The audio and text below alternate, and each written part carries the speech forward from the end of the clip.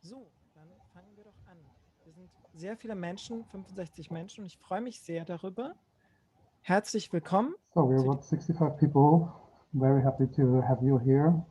Welcome to Inter's Diese event of tonight. Veranstaltung wird simultan in die englische Sprache übersetzt.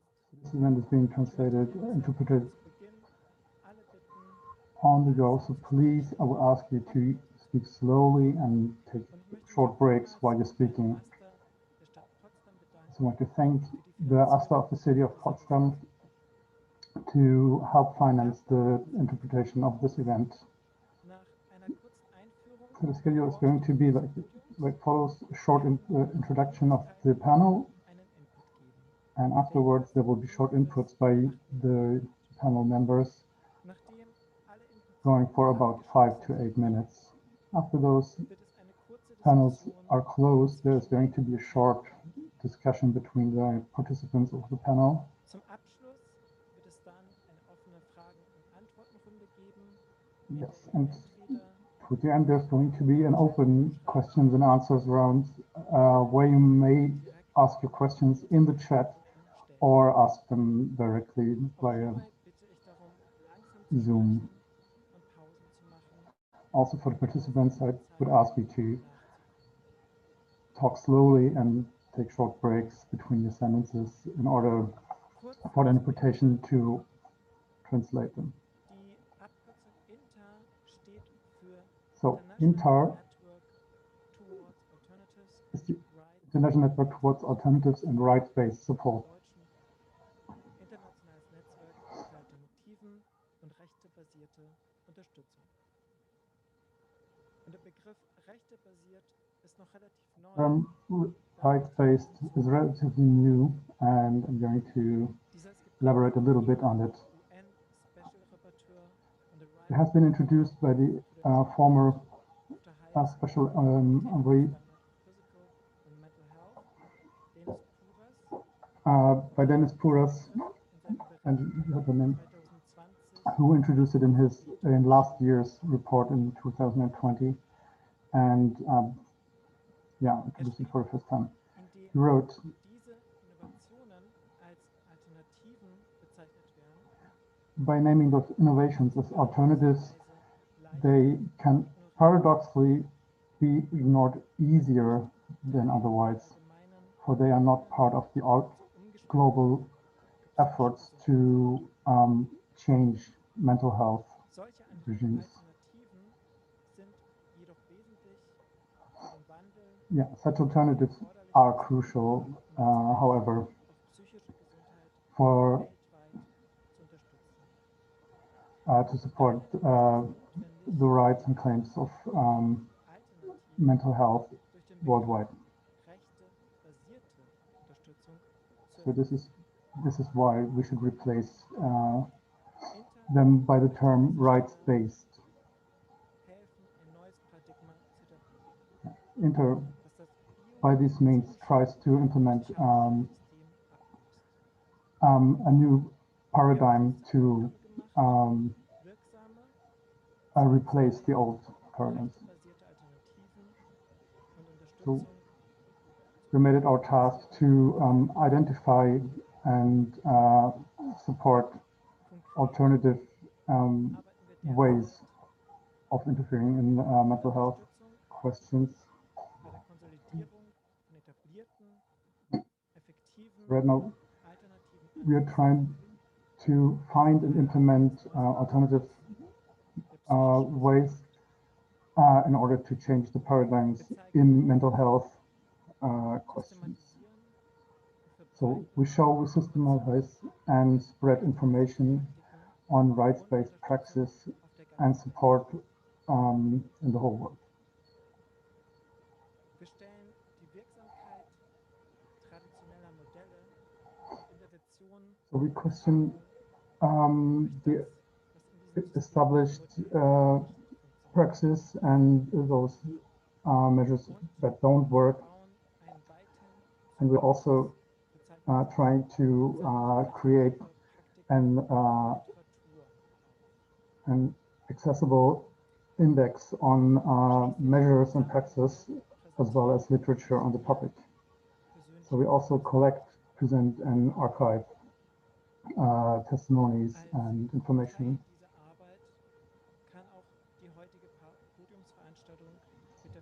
So today's panel can be seen as part of this work along the question, why are there so few establishments and institutions that guard the survivors and affected people's rights? So what can we do? I'm also very happy to welcome our guest, Iris Hölling, Master in Philosophy, Anglistic, Romance languages. She's a counsel to enterprises, mediator, and active in international and national psychiatry survivors movements since 1994. From 1992 to 2009, she's been head of the organization, whose name I don't understand right now. She's a founder of the Weglaufhaus. From 1996 to 2001, she's also worked there. Right now, she's on the board of Bob e.V., an association. And I also want to note that on Saturday, 21st of May, is going to open their online library. So there's going to be a link presented to you with this information. Also, I would like to welcome Ute Kremer, also part of Intar. Yeah, she's a Master of Science in User Master Research.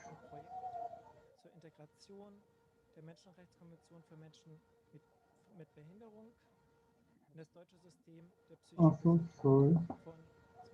Jana, kannst du mal ganz kurz?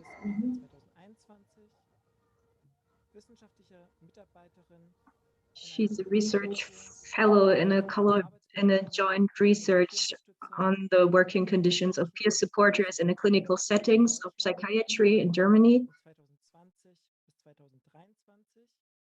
The study runs from 2020 till 2023. And she's a member of the Berlin Committee for People with Disabilities.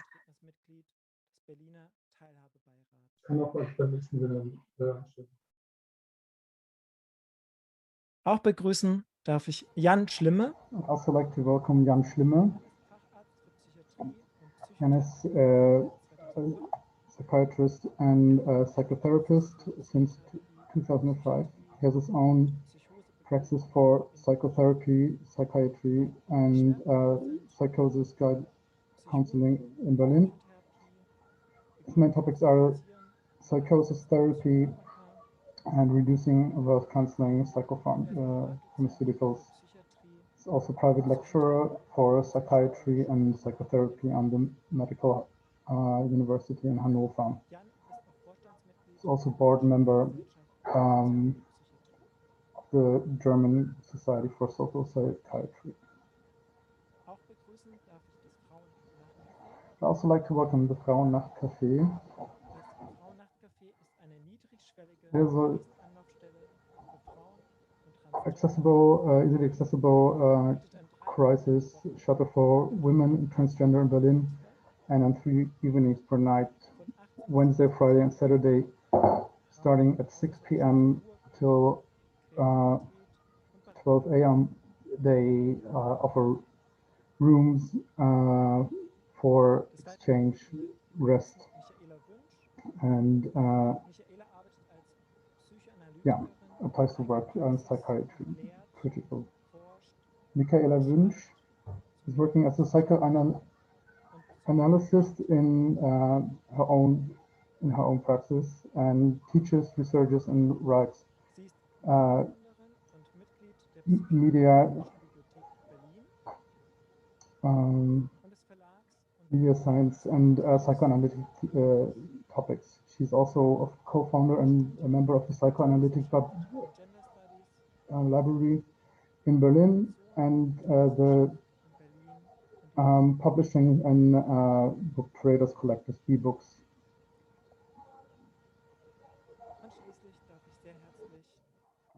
Finally, I would like to welcome Zinke for the Feminist Healthcare Research Group. It has been created as a artist project.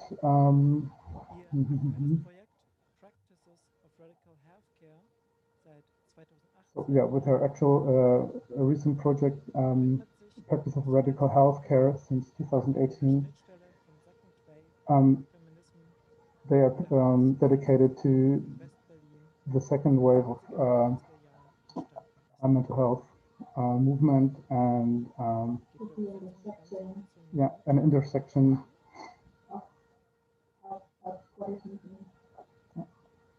At the intersection of the squatters movement. Ich würde direkt das Wort nun weitergeben an Iris Hölling, die unseren ersten Input gibt. So Iris Hölling is going to present our first input on this panel.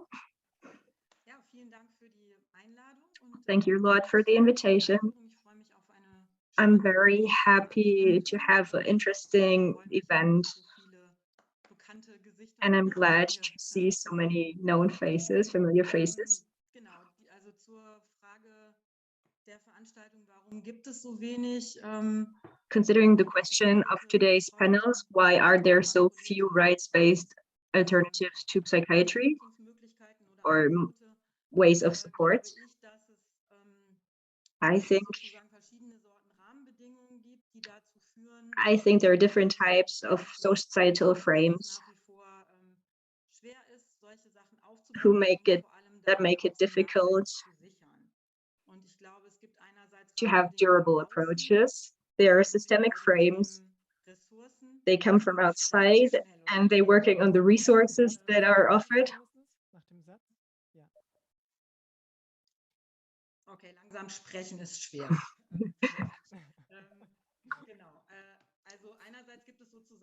On the one hand, there are conditions that there are the resources, the questions if there is a political will to establish alternatives, and to really offer a choice for survivors of psychiatry, and also the frames of we're not very good at gathering our resources together, but we're rather good at splintering everything. And this doesn't make it easier to really have a critical mass of people who consider a new project to be established.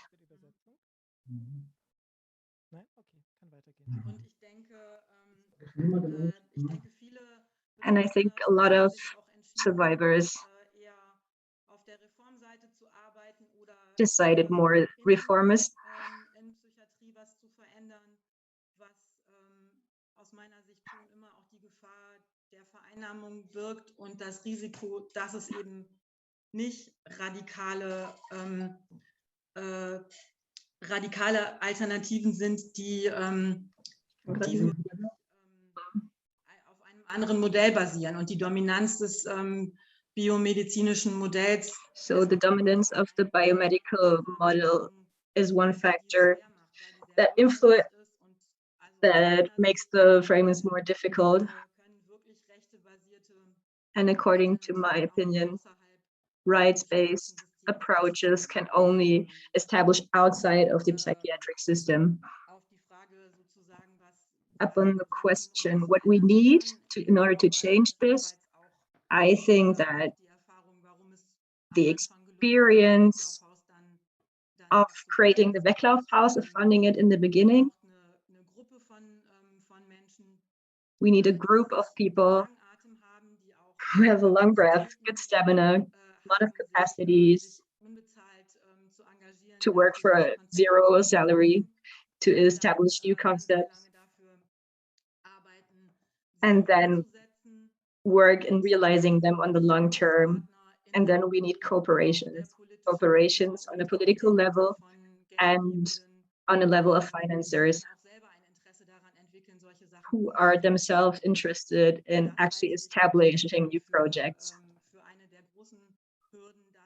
So I think one of the great obstacles is that there is no political will, because the dominant system is not interested in establishing alternatives. They're not interested in establishing alternatives where people have the choice, and alternatives who are based on different values like self-determination and establishing one's own truth about the perceived experiences. Those are central factors, but we need joint forces in order to organize together. And the conditions for psychiatric survivors are not optimal for this, in order to establish this. So this is my initial statement. I don't know how well I hold up with the time.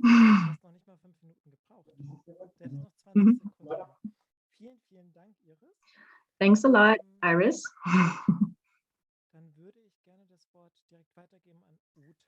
I pass the word to Ute.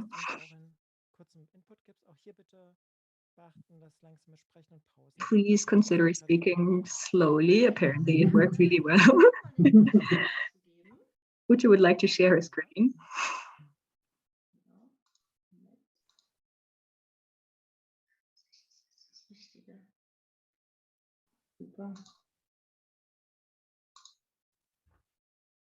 Super, wir sehen das. Great, we see everything. Okay. Ja, vereinfacht habe ich meinen Titel. To simplify, my title is What to Do. It's a historical question. And I want to give an example by showing what do Kellerkinder, it's an association, do for the rights-based approach. So for the agenda, we're going to have a quick presentation of Kellerkinder. They have a web page on the internet, so we can see there all the activities that Kellerkinder hold. There are a few words about them. The association Kellerkinder e.V. is a self-organized presentation. In the steering committee, there are 3 people who all are facing mental disabilities. All members have psychosocial disabilities, and we're using different terms on purpose, who are all stemming from the human rights-based model. Our activities are engaged for human rights. We hold creative projects, including a night cafe during online and peer support. In the last years, we're reinforcingly trying to view politics as self-organizing and establishing a trialogue and influencing it in this way. With some images, I want to show what is important to us. We are working, especially since the year 2016, spanning over different disabilities. So people have different handicaps. Sorry for the terming, that's not right. So people are disabled in different ways. This was mainly when Bundesteilhabegesetz, it's a new law in Germany, was established. It said that back then, a lot of disabled people with disabilities would go on the streets and be furious about the bad conditions. Kellerkinder e.V. established a new project that should be a new enquete, a new questioning of psychiatry, and they were collaborating with the initiative Selbstbestimmt Leben. For this enquete, The aim of this enquete was to examine how the United Nations mental health treaty could be realized according to the task given from the state reports. There was a symposium at World Psychiatric Association Congress in Berlin. And there were a lot of demonstrations, and Kellerkinder would participate in these demonstrations. And television, it could be seen how we built a coffin, and it said that the right on participation was buried in this coffin. So very important for us is being creative, using more digital media. We need to be well informed. We work in a lot of political committees. We use a lot of humorism, but a lot of dark and also very gay, bright humor. Our political view developed from our values of the appreciation of people around us. It is important for our politics to work broader than just different disabilities. And our initiative Selbstbestimmt. We're collaborating with different partners, and actually with everyone who is interested in an honest empowerment for people with psychosocial disabilities.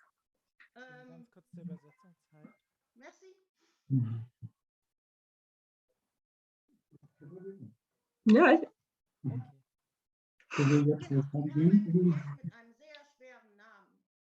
We have a project with a very difficult name. It's participatory landscape dialogue, psychosocial care, and it is about ameliorating psychiatric care on a human rights approach.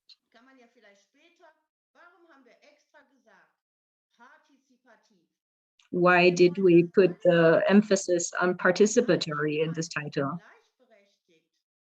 All contents should be equally decided on and designed by everyone. In our slides, you can see who was invited back then. A lot of very different people would participate in this. We're not really a trialogue because we're working with a lot of different groups like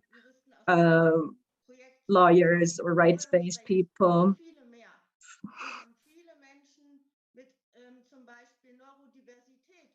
There are a lot of people identifying as neurodiverse who are working in the project. We're want to give recommendations for actions in a participatory way, asking how we can establish the United Nations.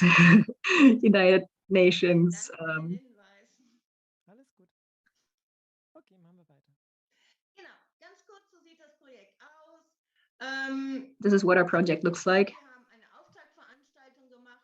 We had an opening event, which was online and on Zoom. There were 6 working groups founded in this event, and they're gathering twice. And then there will be a symposium. This graphic is a bit complicated, but we see there are a lot of different groups who meet continuously, and every 3 months there is a symposium for all groups coming together. And we're working on this online, and we're very curious about the final event in August, and we promise we do advertising for it. What did we find out so far? From all working groups, there are protocols.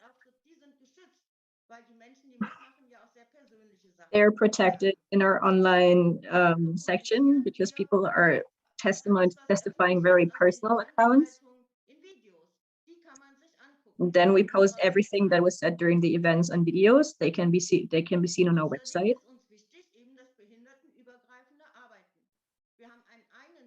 Also, we want to work above the categories of disability. We have our own news feed that is working on disability rights news. So what happened now is that we want to take more influence on politics. In May 25th and 6th, we're organizing an online debate with different speakers with the disabilities of the political fractions. We don't want to talk about anything, but we really want to ask questions pointing at the human rights-based model. Then there was a huge surprise in April of this year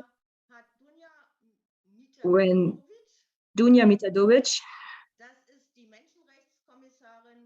she's the human rights commissary of the European Council, and she wrote a recommendation. Mental health care should be reformed, and she says it has to imperatively being based on human rights. We are very glad. There was one section named, "This is how we will proceed." And in this section, she says the participatory trialogue is a good practice example of political participation. There are still some hints where you can find more information on our activities, our website, the website of our project, the mental health system trialogue,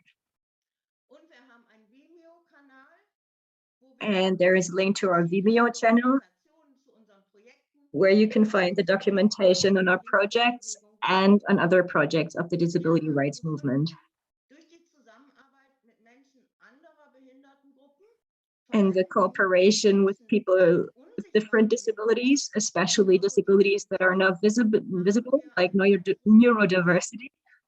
We founded a broad coalition to put questions of human rights, to advance them politically.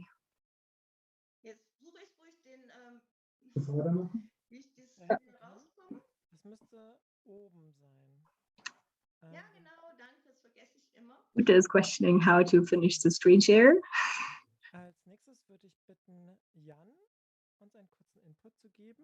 Jan is going to present his next input. Kim, thank you a lot for the invitation and the moderation so far. Thank you a lot. Speaking slowly is difficult. I try to make more breaks in speaking. The questions I'm concerned with is if parts of the given psychosocial care system are actually to be reformed.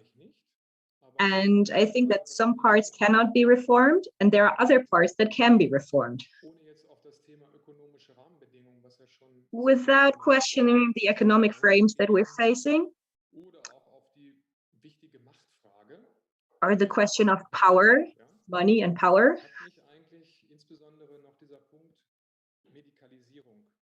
The medicalization is what I am particularly interested in.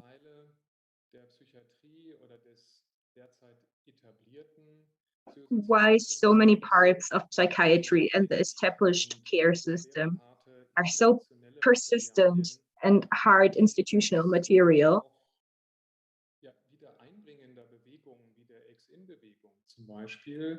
Who take part in the movement, like the ex-in movement,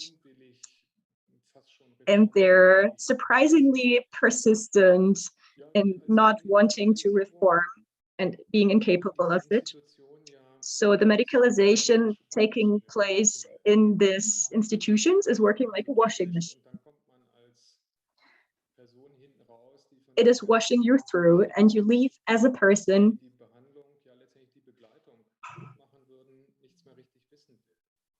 who doesn't know anything about the processes that would actually support the treatment or the company that is given. And I think it has a lot to do with the question that in the process of medicalization, there's not so much of medical into it, actually.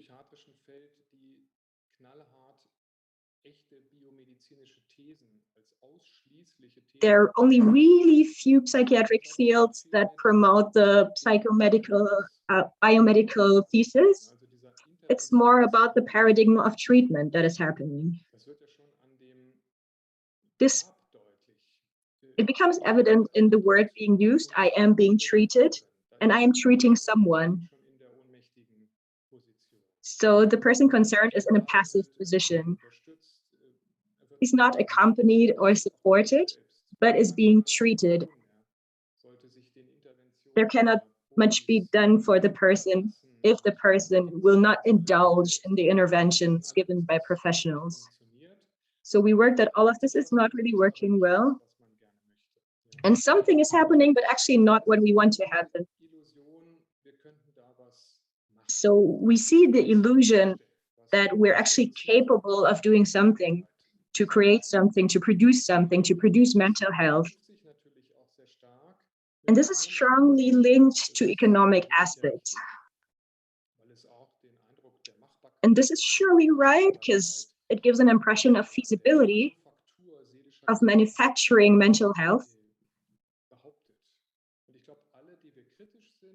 And I think everyone who claims to be critical and says, yes, but we want the person to be more in the center of action, we have to have a variety of different support ways. All these people would say we cannot have a manufacturing. There are detours, there are abbreviations.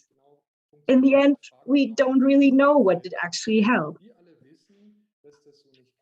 So we all know this doesn't work this way.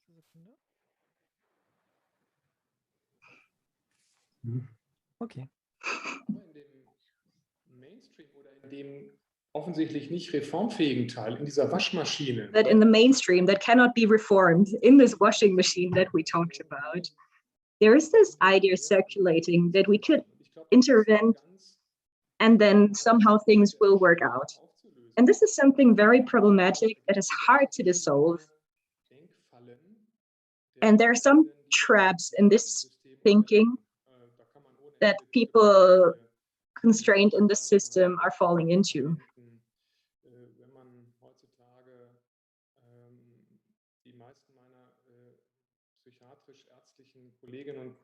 So most of my psychiatric colleagues, when they're being asked for the main reasons why people have psychotic crisis, they all say the main reason is the getting of psychoactive drugs.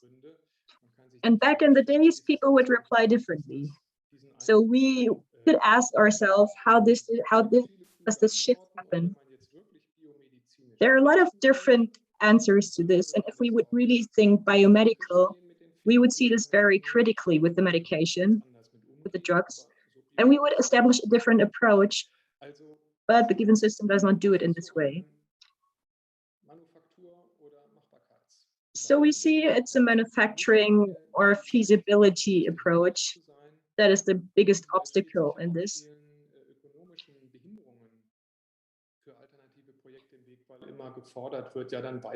And we see there are a lot of economic obstacles for alternatives because it has to be proven that alternatives are actually functioning. So it has to be proven with data and numbers that things are actually working out. Vielen Dank dir. Ja. Dann würde ich gerne das Frauennachtcafé das Wort geben. So Frauennachtcafé is going to present next.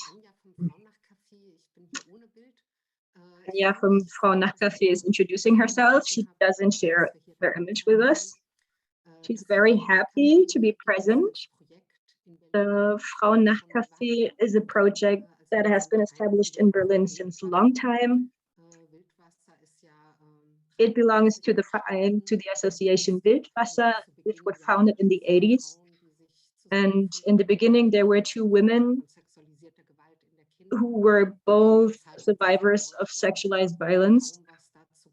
And they joined in a working at a time when there was hardly anything on this topic in Germany.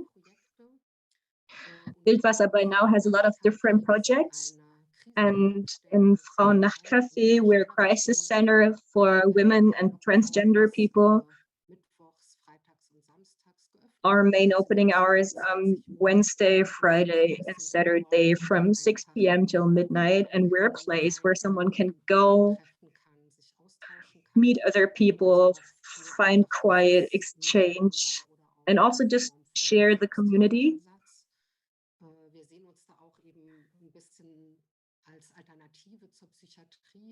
We consider ourselves a little bit like psychiatry to alternative to psychiatry, because a lot of women and transgender people are often in psychiatry, or they're calling us from psychiatry. And we're listening to a lot of problems and difficulties people are facing. Also about discriminations and harm that has happened to people in psychiatry.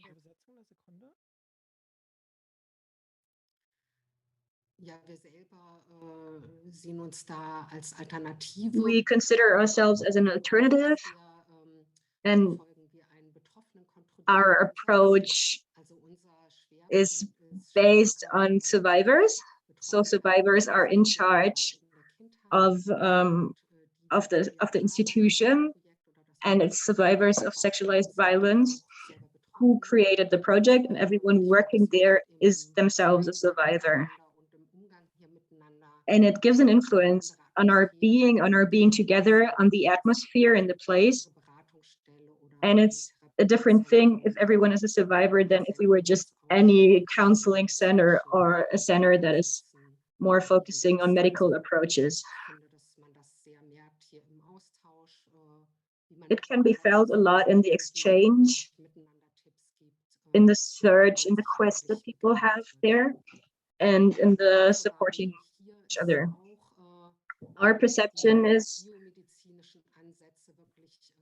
that biomedical approaches are very much in the foreground of everything. In our opinion, they're actually gaining strength, especially in the field of sexualized violence. In the field of sexualized violence, the approach to trauma or trauma centers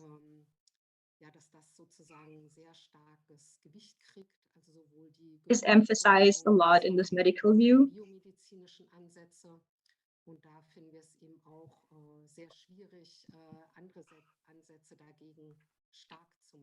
We find it very difficult to reinforce other approaches to being survivor of sexualized violence than trauma or biomedical approaches. And we see ourselves limited in our possibilities. We think changes are not impossible though, because they're actually assemblies or our Berlin Senate of Health and Equality does actually appreciate alternative approaches. So for instance, recently, open dialogue was reinforced and established as a possible alternative. So also in these working groups, there are circulating alternatives, but we still see that it's very difficult.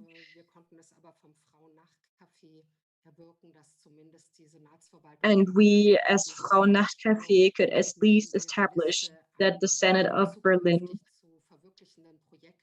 is creating a list of potentially realizable projects. And this should also be a second Frauennachtcafé where people can stay overnight. This does not mean that this will be realized very soon, but at least it is named on a list of potential projects.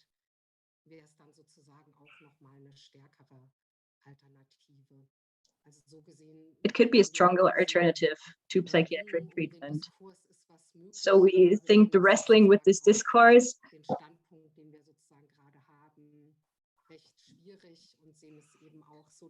is very difficult, and our standpoint is difficult, especially since the biomedical approaches are very strong and are being broadened. So this is how much I had to say, and I thank you a lot for your attention. Und schließlich Inga vom Feminist Healthcare Research Group. And finally, Inga from Feminist Healthcare Research Group is going to present. Kurze Frage, Michaela, warst du vor mir dran? Oh, stimmt, Michaela. Kim forgot Michaela, who's also going to talk. Michaela Wünsch is going to present. I thank you a lot for the invitation. And with the potential danger of repeating points that had already been named, the reasons for why there are so few alternatives to psychiatry in Germany are even to be placed before the institution of psychiatry in the pathologizing and taking away the autonomy of people who are claimed crazy and deemed of rights. So even in the psychotherapeutic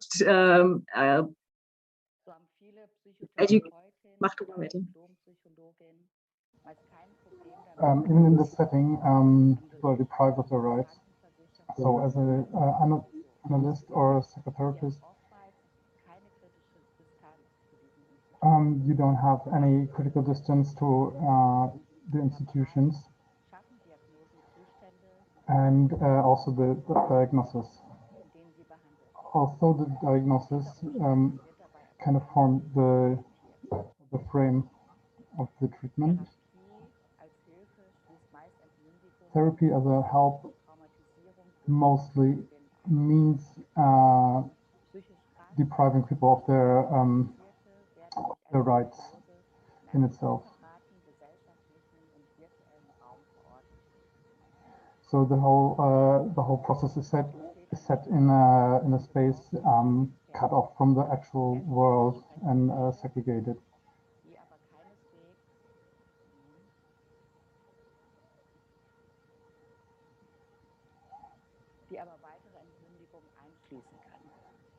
So healing itself might as well include further rights violations, and also the therapists and the institutions cannot be named as responsible for that. Yeah, and if people speak up against it, they will be labeled as resistant to the therapy.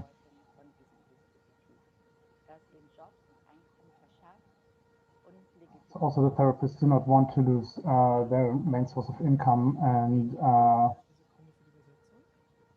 not very keen on changing anything on the system.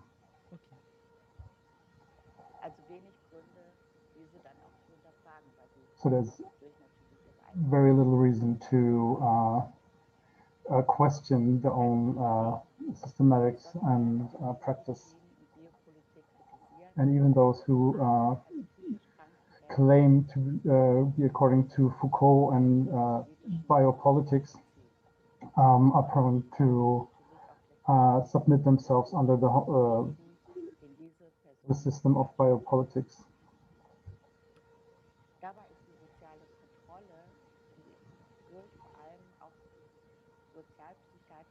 So social control, which is also represented by the psychosocial system, is also part of this system, biopolitics.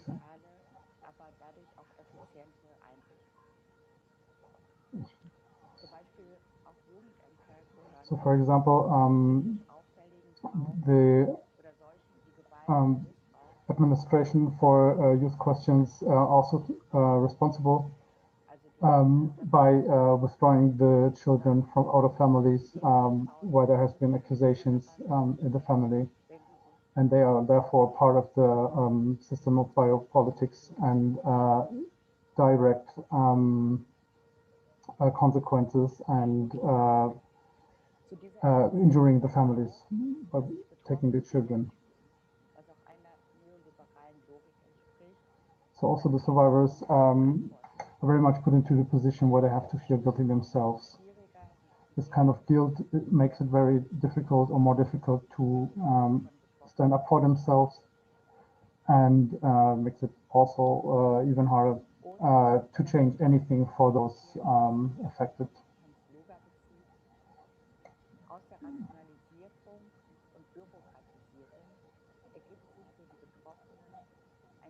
So, of rationalization and bureaucratization,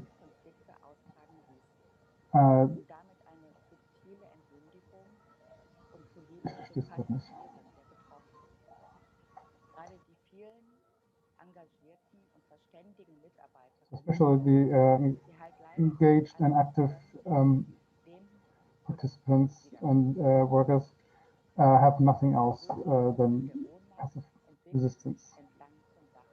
This feeling of powerlessness. Ich habe den letzten Satz nicht verstanden. Kannst du den zu Ende sagen? Is also based in structural forces like capital. Okay. Ich kann noch weitermachen, aber ich muss schwer. Okay, so this brings me to the alternative institution in which I'm also working and active. It's the open consultation in the psychoanalytic library, where we offer twice a week slots for counseling for everyone. And in general, we're all working in the field of psychoanalysis, and we do not give diagnosis right away. And next to critical psychology, I would say that psychoanalysis is a direction and approach that tries to save the rights of the concerned or affected people. And especially if you do not work together with the insurance companies, insurance. So the question is, what does it need to establish an alternative institution? And it's very commonplace. What's important is the political will to do so. Which would mean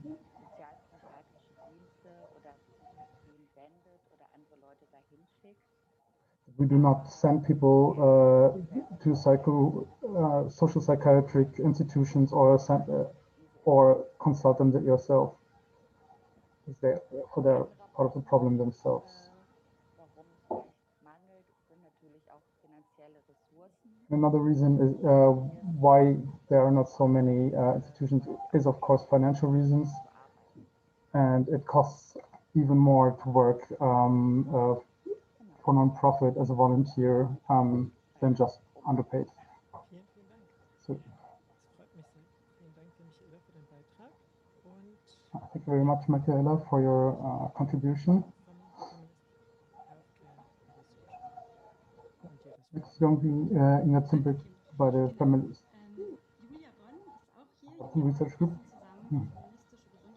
Julia and me are together the Feminist Health Research Group, and we work together to establish spaces in which we can be vulnerable and how we can manage crisis. Okay.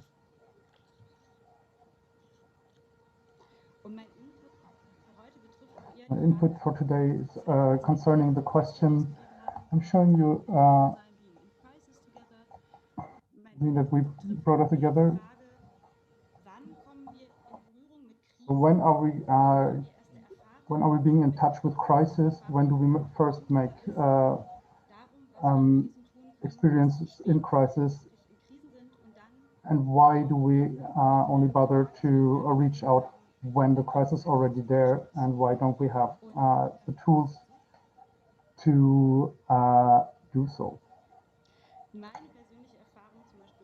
So my personal experience, for example, my own puberty, where I try to support other people, has always been very much like being open, not guarding my own boundaries, and also always being there for others. Professionellen Menschen überlassen, sondern eigentlich müssen wir früher lernen, wie können wir üben, uns gegenseitig zu unterstützen. So it has been an experience that we had to learn that we cannot always reach out to professionals, but how can we ourselves learn to support each other and others, and find in ourselves what is there and how we can do so without exceeding our own limits. Yeah. One method that helped me a lot is radical therapy. So I worked together with others in a radical therapy group in Berlin, a women's therapy group. So this is a space where we can exactly do that. So we are secluded from outside and we can work together and practice our own method of therapy. Right now I'm working on a topic how the radical therapy changed in the 70s in the Netherlands after coming from the United States, and also are there intersectional anti-racist praxis, and especially especially concerning the question to all of us. So if we establish alternative structures where we support each other, we will always kind of bring with us the structural surroundings that have formed us. And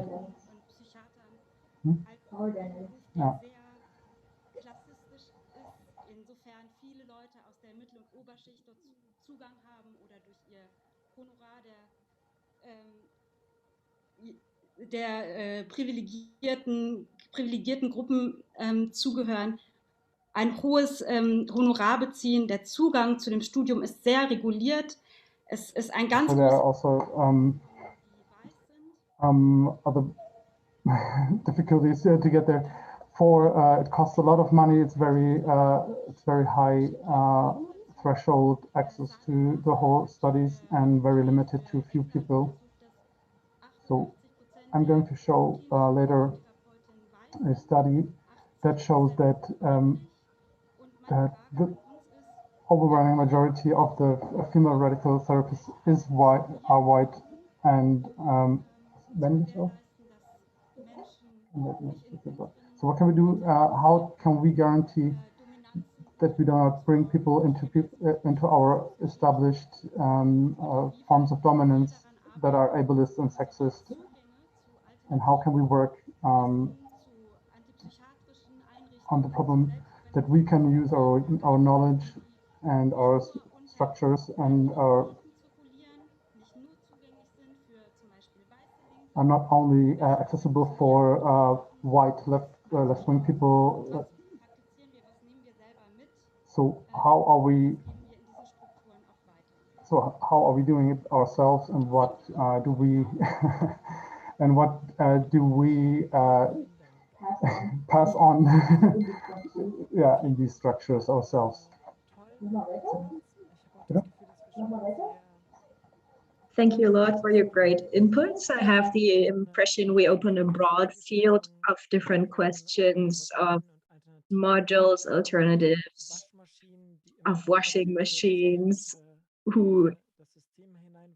that in the end will always wash the critical into the system, of questions of economical or political will, and alternatives and rights-based.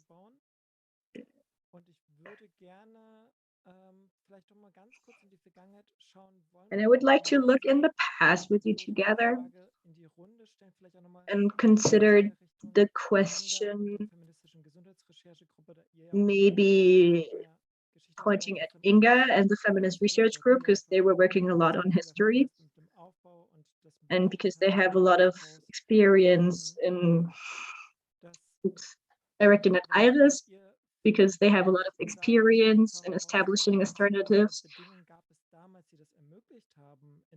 What, considering your experience, were the conditions that actually made it possible that anti-psychiatric and survivor-controlled projects were politically wanted? What was different back then? So I pass the word first to Iris and then afterwards to Inga. And if anyone else on the panel wants to answer to those questions, you're warmly invited to do so.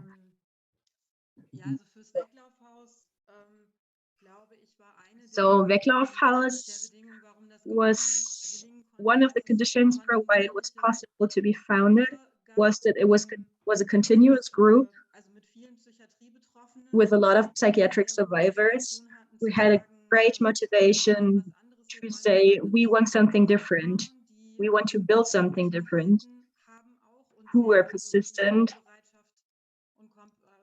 who had a great will and capacity to work their way through the bureaucracy, to consider options, to take compromises if necessary. And on the other hand, there were also supporters from different fields. And we could find political allies that we first didn't want to talk with and who were kind of unusual to collaborate with. But there were a few people from the socio-psychiatric system who said, we want to support that there are alternatives.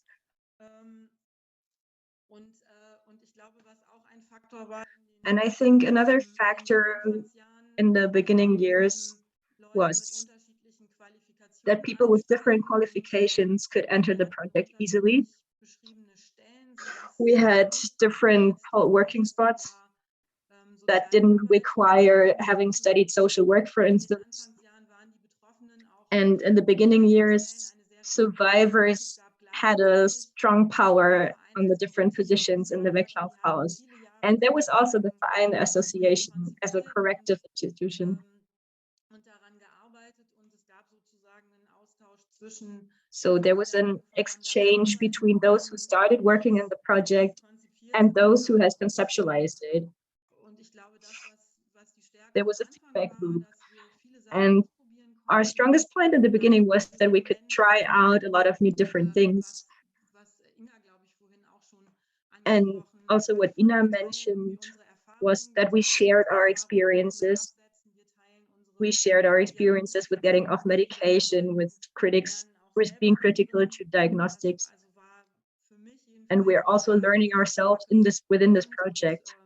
It was a very strong momentum, and it offered a possibility to change roles.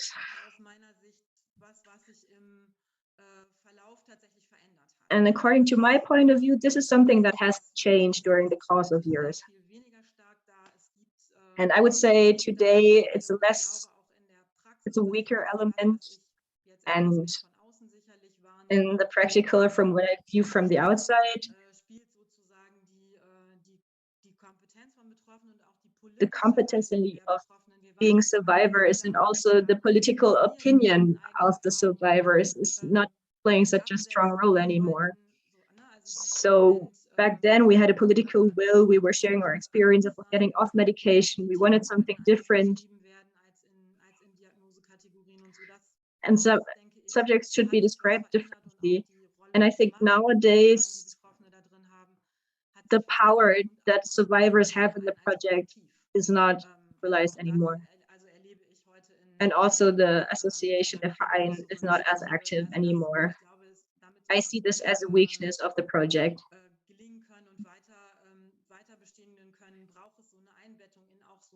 In order for projects to be sustainable, we need to be connected to a self-organized political space. And this has been something that has been become more scattered during the process of years.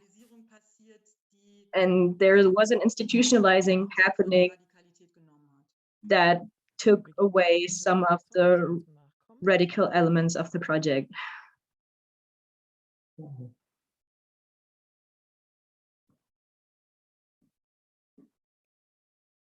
Mein Bild vielleicht von Jan ist das ja auch so ein bisschen so, als wäre das Weglaufhaus auch etwas durch die Waschmaschine gegangen oder hätte sich. So sticking to the image that Jen presented to us, we can say that maybe Weglaufhaus has also entered the washing machine, lost their edginess and became part of the system. And Inga is invited to speak now.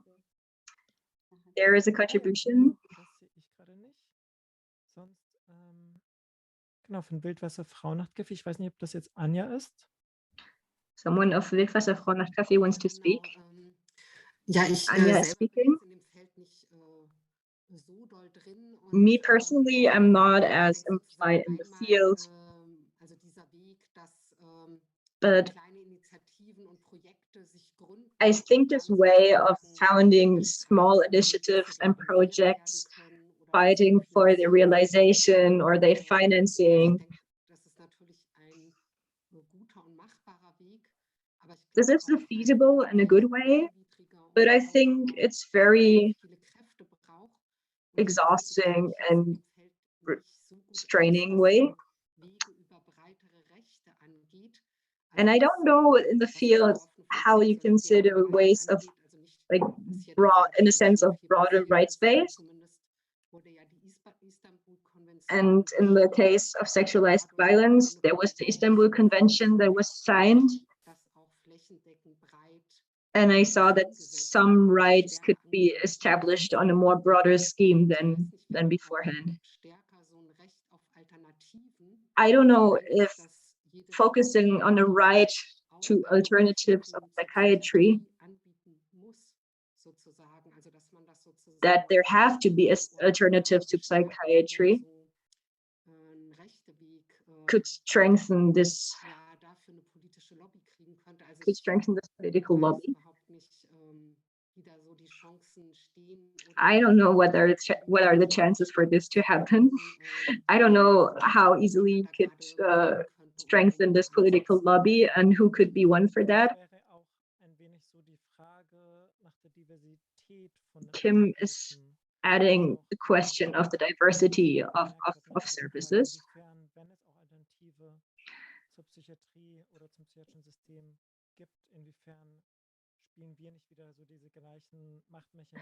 If there are alternatives to psychiatry, in which way do we manage to not copy the mechanisms of power that are happening in psychiatry? How can we consider different power dynamics in this? Word is passed to Inga. I find it difficult telling from my experience in the art field. I think in projects and I work in projects, and it is very difficult to stop this way of thinking and take the decision to actually establish structures. And I think in comparison to the health movement back then, we're more scattered. But if, for instance, I see the field of radical therapy, it's established since 1975 and it's passed on without paid jobs in this, without spaces, without corporations, and it's still continuing. Yet still, I think that people from my generation, I'm 41 years old, they have difficulties to gain this knowledge. And this is why I think it's very important to think and work intergenerationally.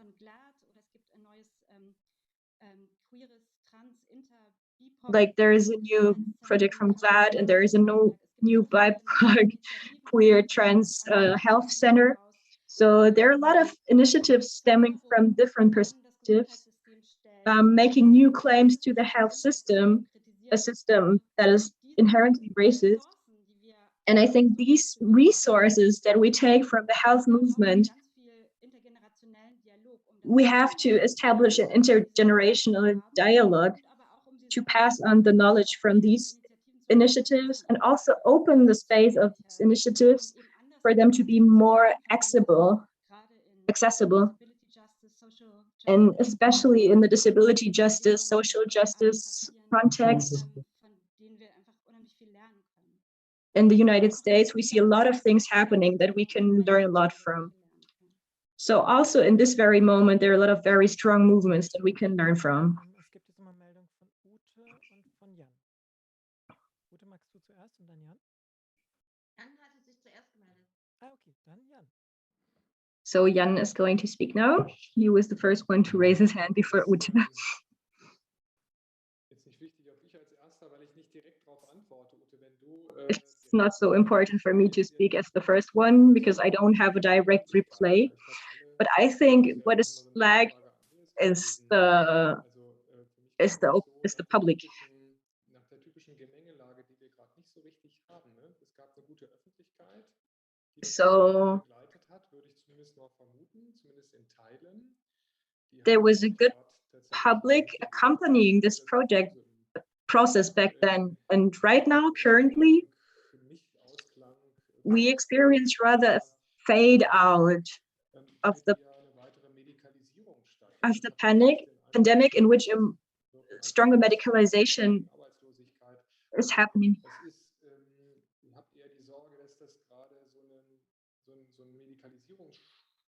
I'm worried that during this pandemic, there will be a push for medicalization and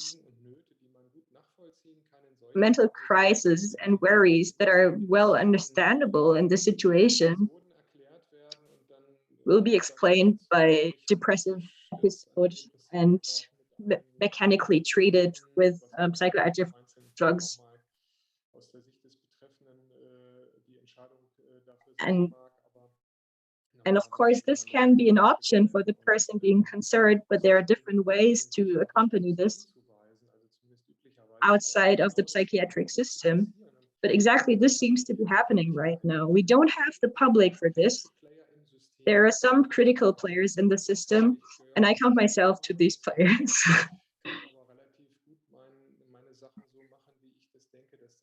And I can kind of easily work the way I think that is right, even though this still has its boundaries.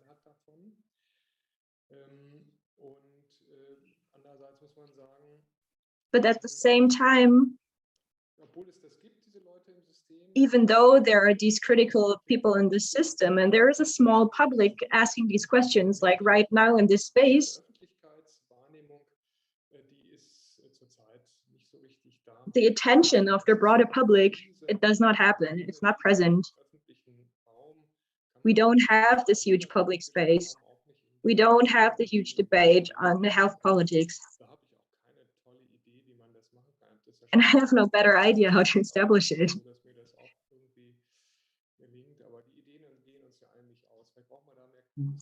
At least we're not lacking of ideas. And maybe we should think differently. Machst du? Ja, also. Ute. So I listened very interested. So I have a question. Why do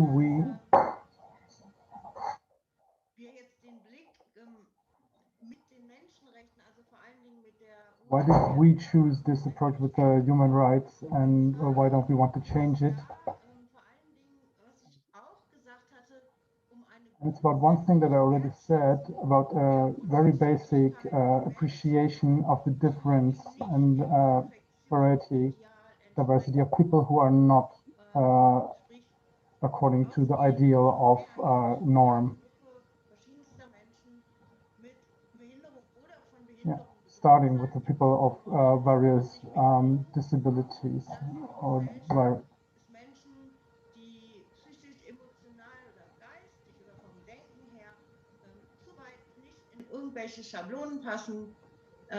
people who are divergent are usually not being invited to participate and share, which would be according to their own abilities.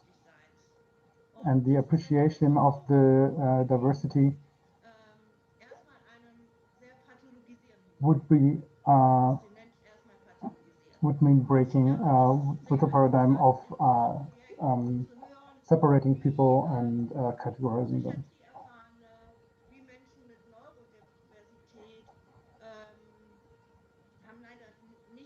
Menschen mit anderen Lernmöglichkeiten konstant dabei. People with limited learning options and divergent people would also be capable of working differently if we wouldn't be focusing on their diagnosis, their individual diagnosis at the moment. Yeah, which raises right away the questions: where do I have needs, and do I need support? I want support for it, not an intervention, but something else. Yeah, and I want to have time. I want to find new spaces. I want to also meet myself from another point of view. And I don't want to be thrown back to family and social networks, but I also want an assistant or something like that.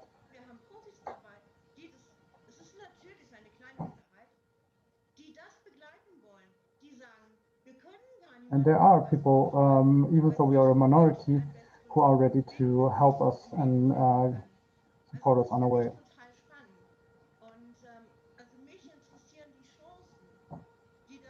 I'm very interested in it, and it's very intriguing. But my question is like, how good are the chances for the survivors and the affected people?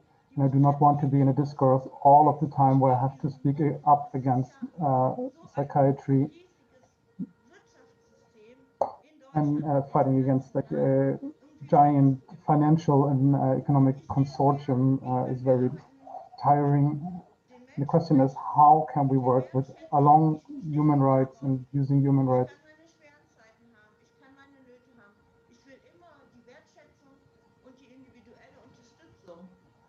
Und das ändert irgendwie alles, was wir auch gesagt haben. Wir wollen niedrigschwellige Angebote. So this is what we've said from the beginning. So we want easily accessible options, and so we really appreciate working with the UN guidelines.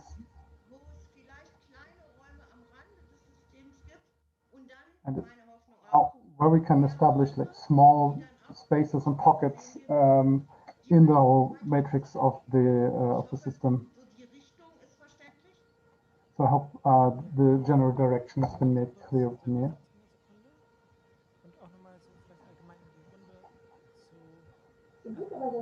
Also ich kann noch irgendwie, wir können ja so alle 2, 3 wechseln oder so.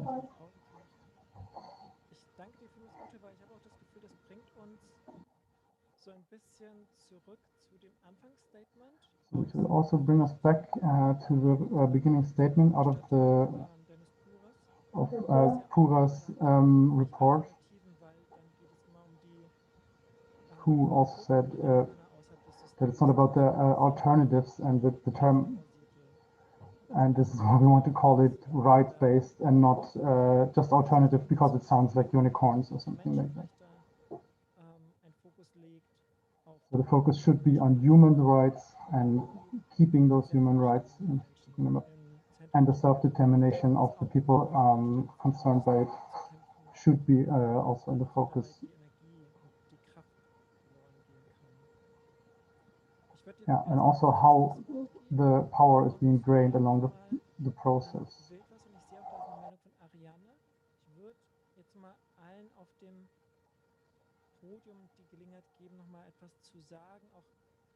So first I would like to give everyone on the panel the opportunity to say something about the questions, and then we will open the discussion to the public. So I wanted to reply to Jan. So I do not think that the public at the time back then has been a very different one. So there hadn't been a very public support, and I still believe that the general frame circumstances, and I want to add what Ian said. So the general circumstances have improved.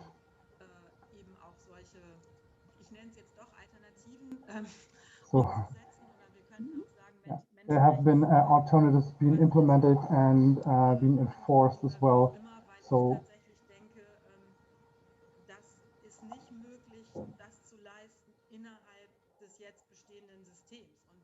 Jan hat vorhin ein paar Dinge beschrieben, die in dem System passieren mit der Medikalisierungsdominanz und so. There are many things that cannot be solved in the present system. As Jan said, for example, medicalization has been in the focus too much. And if you want to change something, it's very hard because like it's not the same base where you start off and not the same power balance. Regarding these questions, and it's something that I very strongly believe in, and I want to join Inga and all the people who work to it and create alternative spaces are something very, very important, because need spaces outside are segregated from the mainstream system. And it might, and it might lead to something that you can also noted that we can establish something new.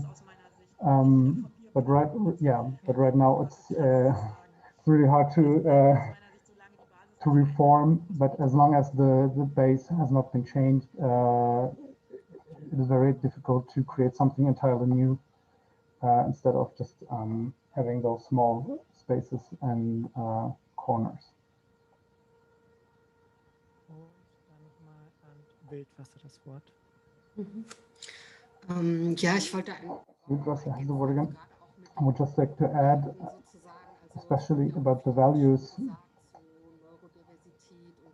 that we have spoken about, neurodivergence and finding other own ways and having support for it.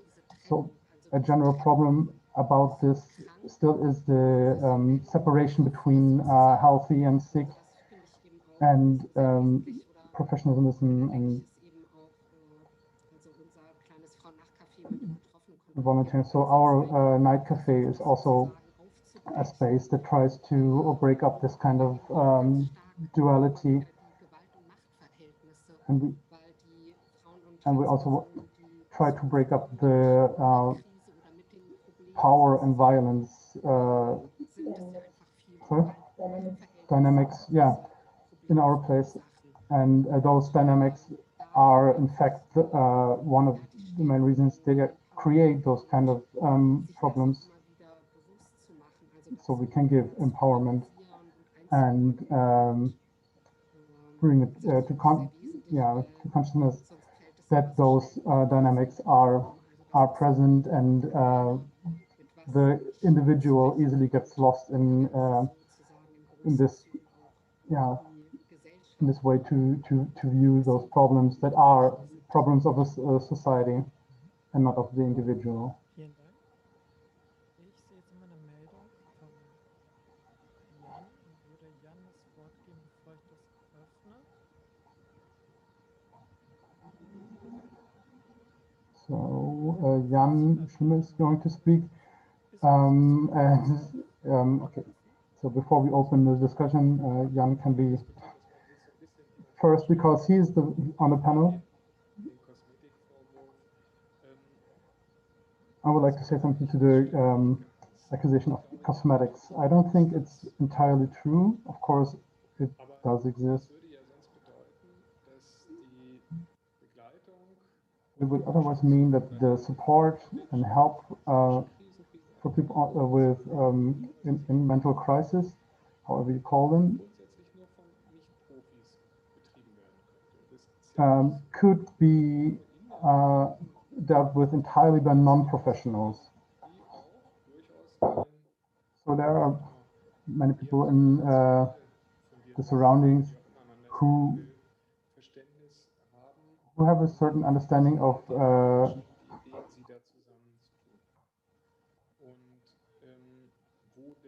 ein menschenrechtsbasierter Ansatz sicher sehr viel besser zu passt. Yeah, the medical point of view, where an approach focusing on human rights would be much more sensible.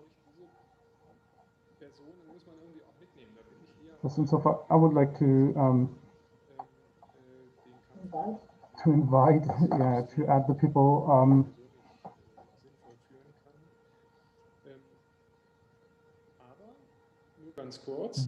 But also at the same time, it is, in my opinion, very important not to forget that there are biological dimensions that can be in the background of a mental crisis.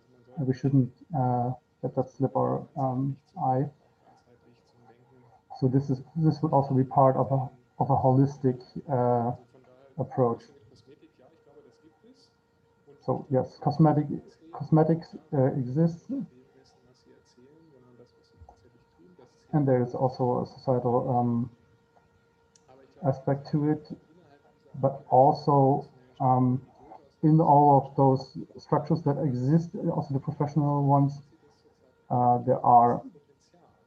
there is a potential of people who try to open up their own practice. Yeah. Right now, it doesn't seem as if all of those alternatives are almost overwhelmingly many. Quite the contrary. So it's actually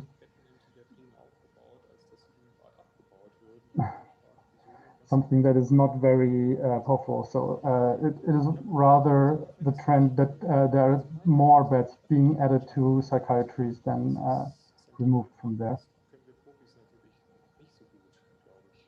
Yeah. So in the Ich muss auch so ein bisschen schmunzeln, weil ja in der Gründung des Weglaufhauses gab es die große So I had to smile a little bit because during the foundation of the Weglaufhaus, there has been a question whether only people who are survivors and affected should be working there, or also people who are not themselves survivors or affected by the mental health system. aufbauen können oder rechtsbasierte Einrichtungen. Ich wollte auch so ein bisschen als Abschluss. Entschuldigung, wenn ich. Oh, excuse me, I need to interrupt. But it sounds as if professionals would not have own experiences, just like people who are survivors of the mental health system or the psychiatric system.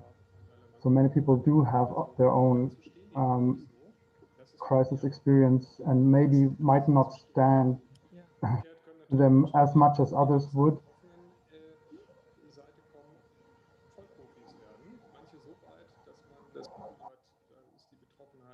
So also the affected and survivors can also be professionals themselves.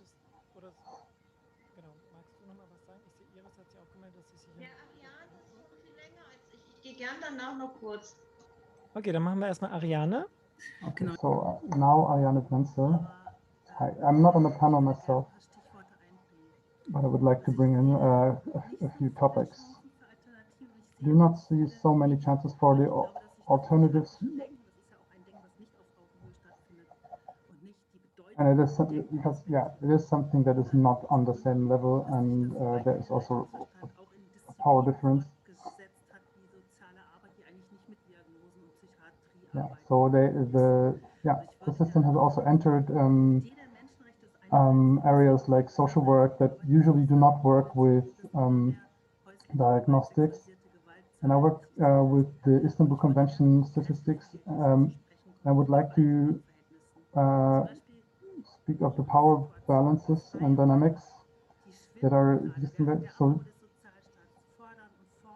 the living rooms, the free spaces are dwindling, and also young people are also forced to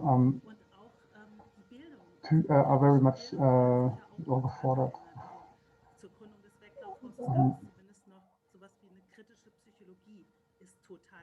So, for example, things like critical psychology that existed at the beginning of the foundation of Weglaufhaus existed, but right now it is really, it has become really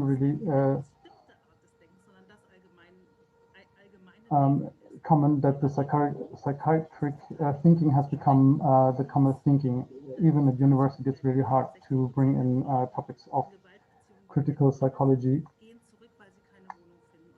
Yeah, so yeah, the living situation is one very important aspect, as people who suffer abuse, domestic violence cannot simply change their housing, and it is something that will bring up economics. So to understand the whole picture, it is very important to see the dimension of violence. Yeah.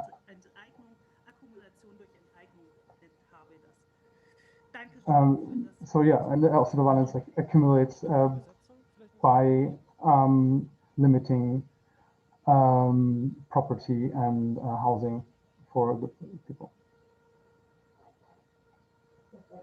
Yeah.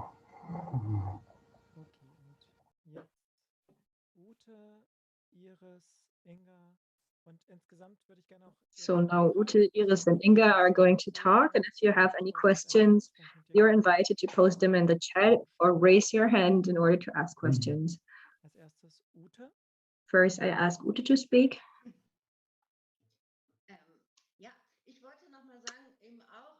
I would like to add, viewing from our project and other activities that we have, like Netzwerk Stimmenlernen and my activity in London. I'm not talking about the psychiatry, at least from a German perspective, because there are acute clinics. But there are also different approaches, especially in the 9th social law. So I would like to differentiate, and according to my experience, people working in different fields,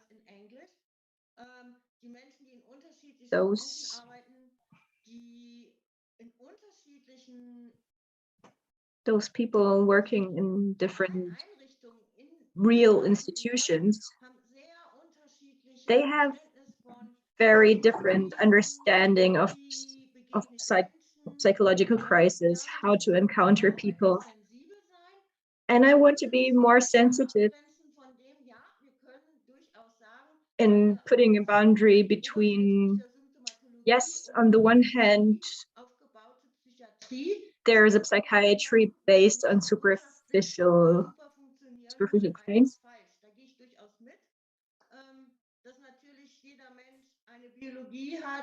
that every person has his biological presence, a heart, a soul, and a very complex interaction. I'm well aware of this, but this does not excuse this way of wrong psychiatry.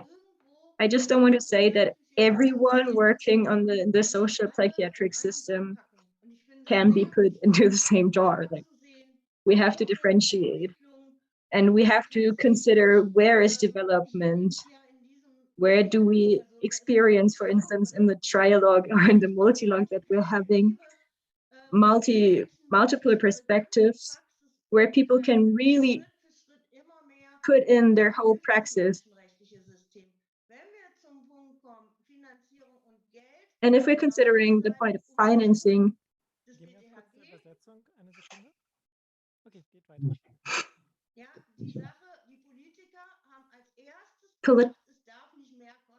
first politician said it cannot cost more. And this is highly surprising, considering the fact that a lot of psychiatric institutions are shut down. And actually, we should have more money to support other projects. And we're kind of against all this radical, because we eventually want the state to be obliged to act. So even if we're threatened by neoliberalism, we should use the chance, as I do right now. There is money, there is people. We should support offerings, we should support services that are not fixating people on doubtful ideologies, but being based on human rights.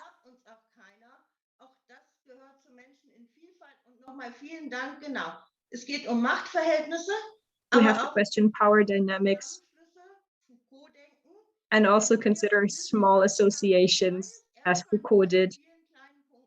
And even if it's only in tiny steps, we have to appreciate diversity, and we have to appreciate the diversity to collaborate together. And the discourse of diasporas can be enriched by the manifold experiences of experts in their own fields with different disabilities. There are a lot of different people with a heart who are taking this thing seriously, who are considering things, and who do not work with diagnosis.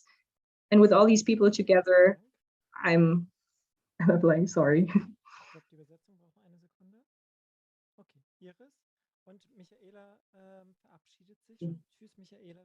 Michaela has to say goodbye to us. We're very thankful to her for participation. This is going to talk.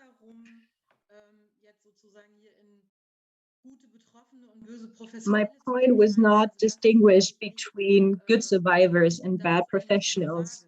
This is not the question, but I was considering where we are placing people and where one places oneself. And I personally put a lot of energy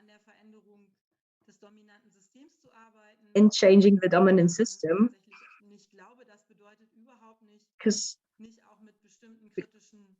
because I don't believe in it. And this does not mean not going into coalition with certain professionals.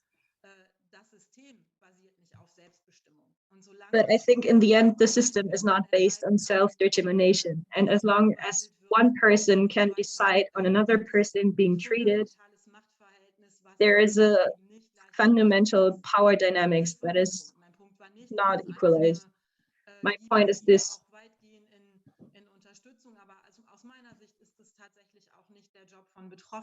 So from my point of view, it's not the task of psychiatric survivors to change the system. It is also the task of critical professionals. And me personally, I'm no longer willed to put all my energy into this. I rather direct it at creating different spaces with other survivors. But every person can decide this for themselves. And replying to Ariane, I think it is a very important point to consider the situation in society. And I don't think that the situation today is much better. But I think the United Nations Declaration is offering us a tool that could imply a lot of obligations for political decision takers to establish different forms of support, to create them, and to seriously employ psychiatric survivors. So this was not happening 20 or 30 years ago. And I see this as a development that we have to use, but it does not change something at the initial situation, that there is a lack of will to actually establish what is written in the United Nations Declaration.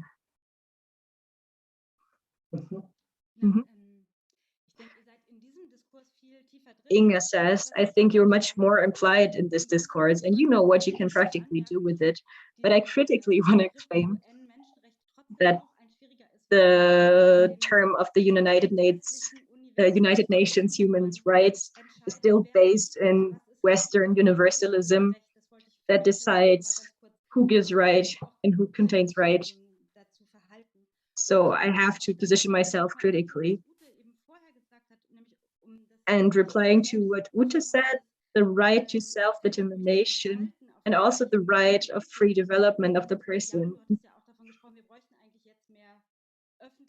And also what Jan said about the broader public. I think which contact we have with crisis, even before the crisis in which we are in need of professional help. During the current times of Corona, we see a lot of people facing their own personal boundaries with their own understanding of having to deal with everything autonomously and by their own forces. And we have to speak more openly about how we encounter these boundaries, how we deal with expectations to ourselves that we cannot attain to.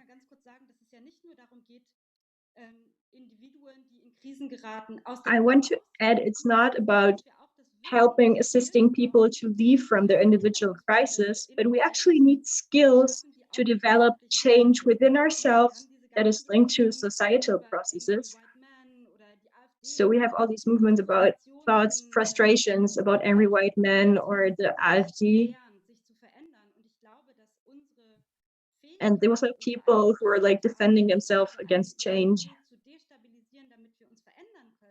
And we need to destabilize our own identity to change. And this knowledge, survivors have these knowledge, some professionals have these knowledge, and we have to work in this direction of destigmatization, of asking the questions, how do I get help? How do I find help? Where can I help? And how self-determined am I in these questions?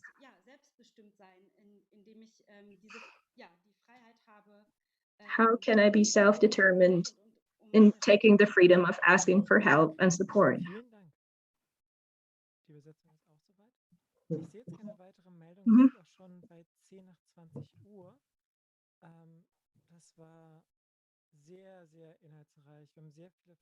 We had a lot of content. It's already 8:10. There were a lot of different aspects named and discussed.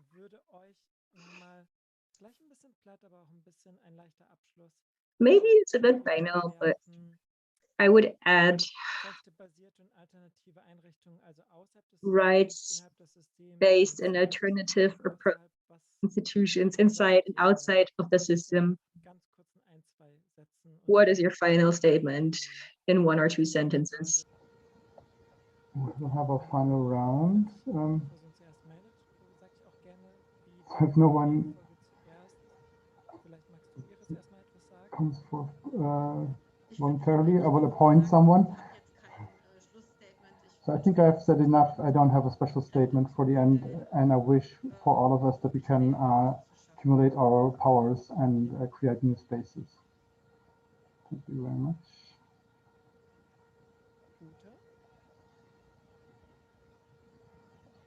Next would be Ute. I would also say that I'd be very interested in further exchange.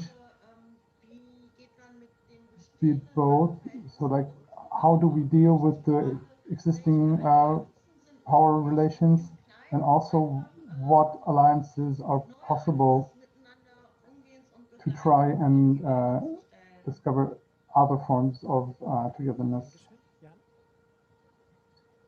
Jan. Anything new as well, so I will just add on to the point that the other 2 speakers already said. We should accumulate our forces and powers, and even though the methods might be different and the approaches, we all share the same goals.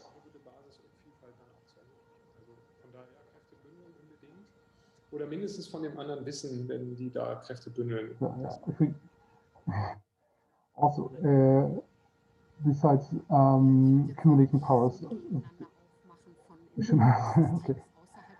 So I would also not try to make a duality of in the system and outside of the system. and exchange and networking is also very important to me. And of course, we should also create spaces for ourselves so we can work.